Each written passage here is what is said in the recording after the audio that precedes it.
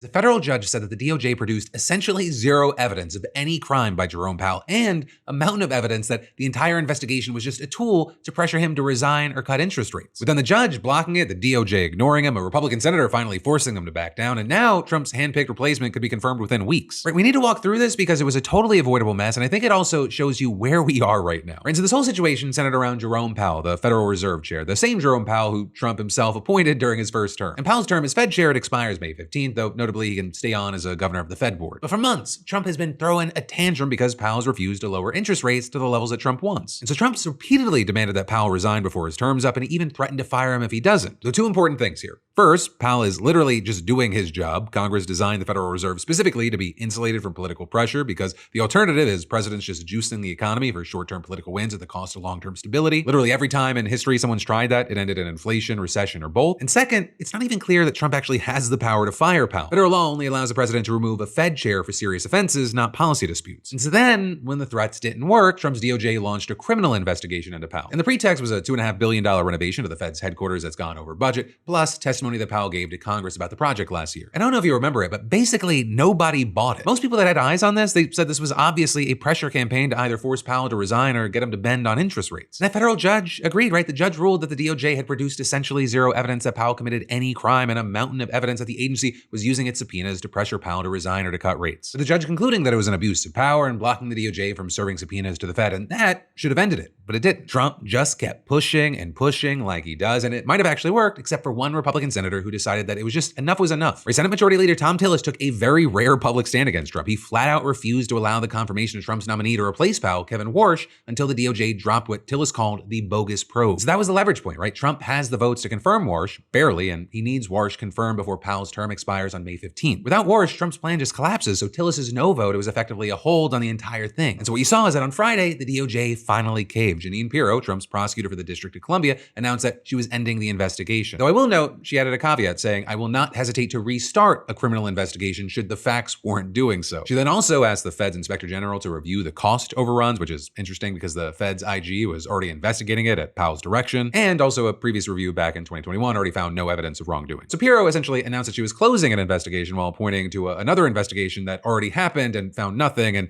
reserving the right to come back later. Because, you know, all of that, it makes sense. But more importantly for this story, yesterday you had Tillis announcing that he would now allow the confirmation process for Warsh to proceed. We worked a lot over the weekend to make sure that we were very clear that we had assurances from the DOJ that I needed to feel like they were not using the DOJ as a weapon to threaten the independence of the Fed. So this will allow Mr. Warsh to move on with his confirmation on time. Tillis also adding that he received specific assurances that the investigation would only restart if the Fed's Inspector General found serious wrongdoing and made a criminal referral, which it is a meaningful guardrail, assuming that the DOJ honors it. And so yeah, I mean, essentially we're gonna have to wait to see if they're being honest or whether they're waiting until Warsh is confirmed and then they just immediately reopen everything. And so as far as next steps, you have the Senate Bank Committee scheduling a vote on Warsh for this Wednesday, but he just needs to clear a committee before his nomination can move to the full Senate floor. And the entire goal is to get him confirmed before Powell's term expires May 15th, which is about 2 weeks from today. But again, we then have to tie it with our previous coverage in case you forgot. Warsh appears to have a $100 million plus net worth that he will not fully disclose. There are real questions about his independence, given that Trump has openly said that Warsh will deliver lower interest rates, and Senator Elizabeth Warren called him Trump's sock puppet on the Senate floor. And so regardless of whatever happens with Powell, like understand this whole situation with Warsh, it is a stress test for whether the Federal Reserve's independence, right, which is